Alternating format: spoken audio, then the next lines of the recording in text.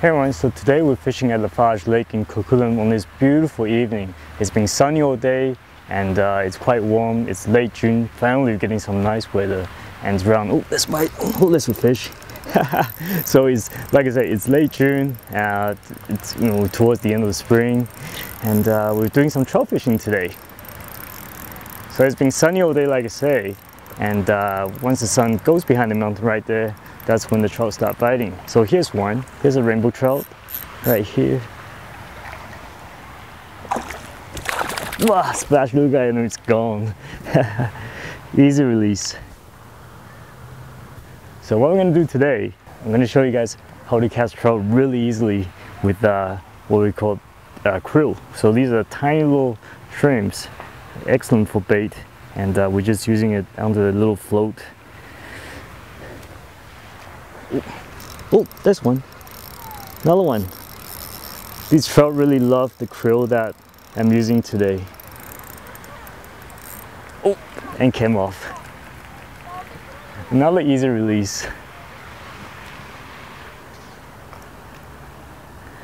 So Lafarge Lake is actually part of the urban fishery program called the Fishing in the City, and is designed by the Freshwater Fishery Society BC.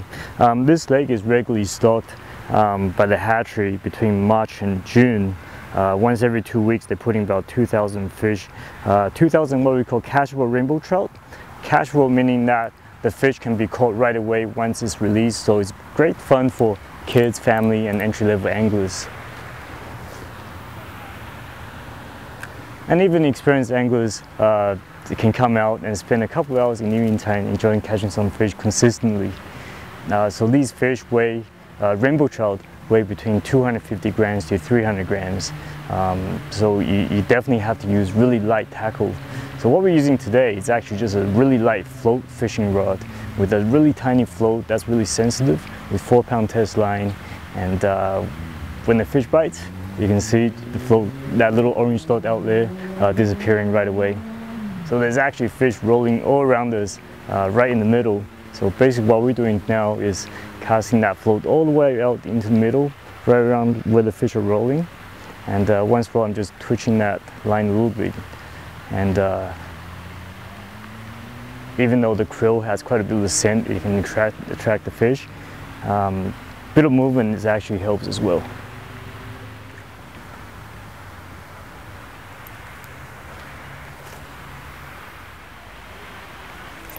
Oh, there's one.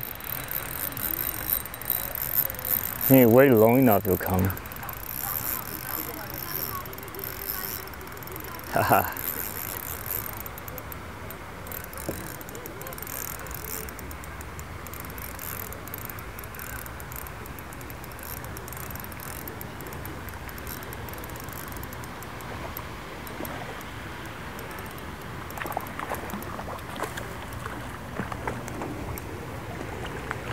Oh, it's fairly fat actually.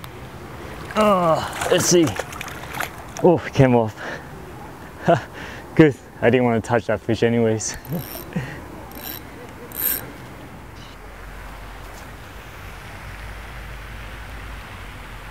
That's a little bit of cast.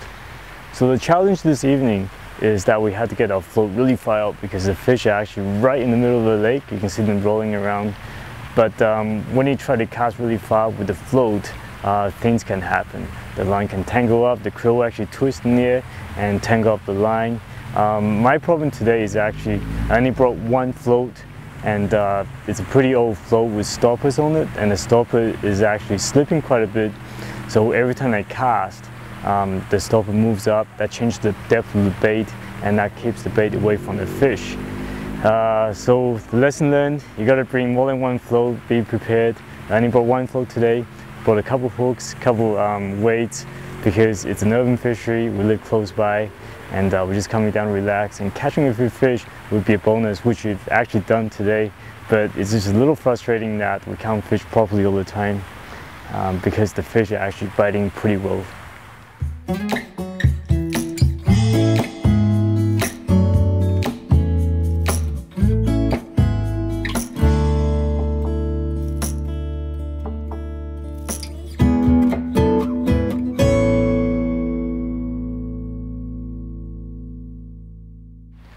Hey everyone, so we're fishing at Lafarge Lake again this evening. After yesterday's dismal performance, we only landed 3 fish even though we had about a dozen bites. The problem was the float was too small and the water was kind of choppy, so I couldn't really see the bites properly, so the reaction was a little slow. And the other thing was the stopper wasn't working, so the float was slipping quite often. So today we're using a slightly bigger float with a nicer stopper. It's just a little stick that goes into the hole that keeps the float fairly secured, and let's see if that makes a difference. So with a bigger float, the disadvantage is that because it's a little bigger, the bites won't be as sensitive. The fish are still pretty small, 200-300 grams, so it would take a little longer for them to pull the bigger floats down. But the trade-off is that, oh, here's a bite. There's a fish. I guess it doesn't make a difference. But the trade-off is that bigger floats allow you to cast a lot further and it stands out in the water much easier. And so you can actually see the float properly, especially when it's windy. It's a little rainbow trout. Really tiny ones, actually. There's actually some bigger ones in this lake. Oh, and it comes off. Which is kind of nice because I don't want my hands to get slimed. Yeah, that float definitely works a little better. Oh, there's another one. There you go. Actually, that float works pretty nicely. Even though it's slightly bigger than the other one, the one I used yesterday. You should see how fast that float went down. Perfect. Another small one.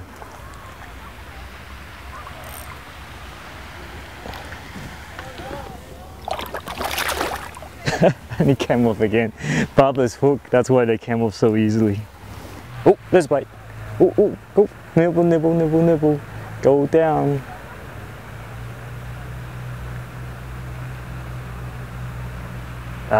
Missed that one.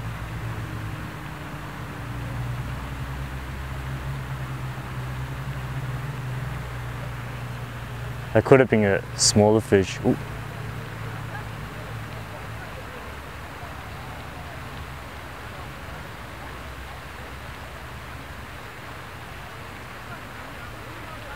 Oh, I think he took my bait.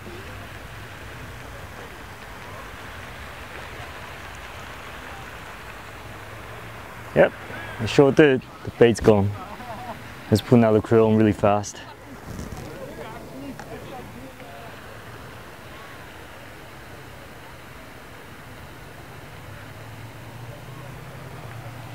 So if you look around the lake, it's actually pretty quiet this evening. Even though this is a fairly urbanized area, generally fishing pressure can be pretty high, especially when the lake is just stocked. But after a couple weeks, people get tired and the crowds start to disperse and you won't get as many people fishing. And this is actually a pretty lovely time to be fishing. Come on. That krill, here it is. See, that krill should be working nicely.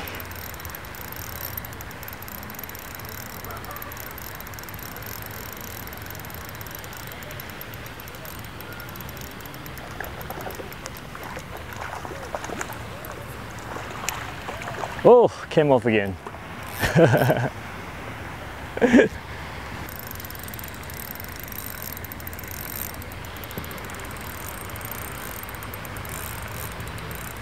Yeah, that feels a little heavier. Let's see if that's how big this one is.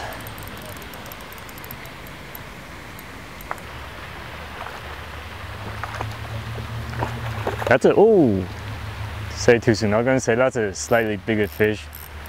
Oh well. There's another one. This one I actually waited a little longer just for it to bite. Seems to be making a difference.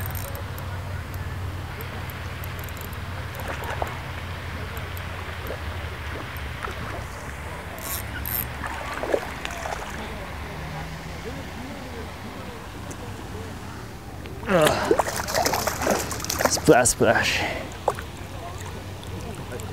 Good bait, huh? Yeah.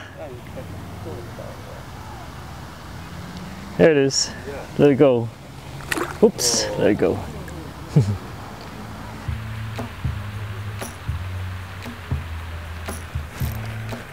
You see that one?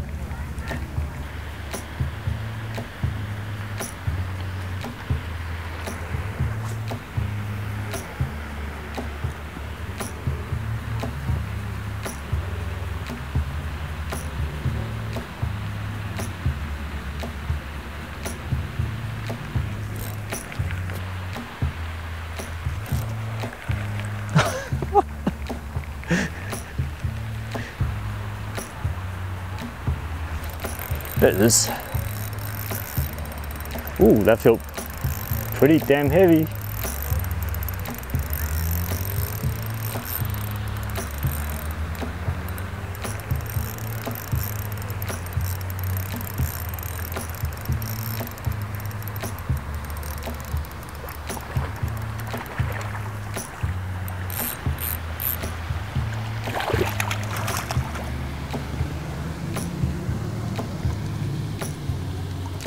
Oops. There you go. That's a pretty nice fish actually. The fins are still pretty intact and like most hatchery fish.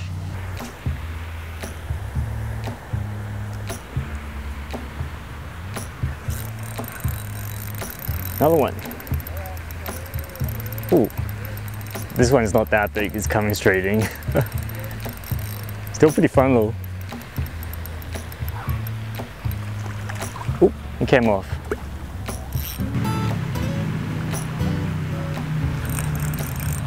Oh, there's another one.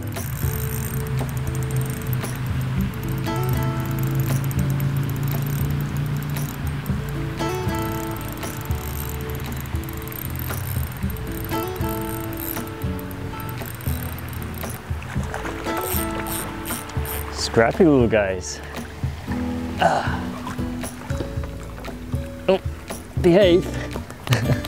And it fell off.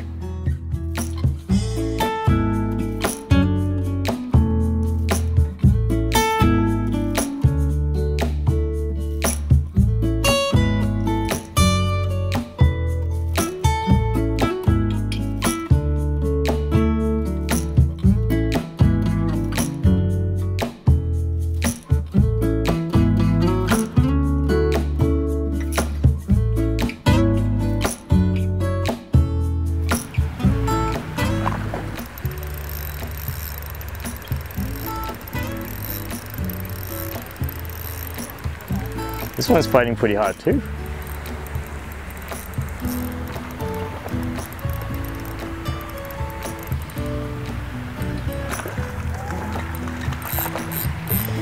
That might be the biggest of the evening.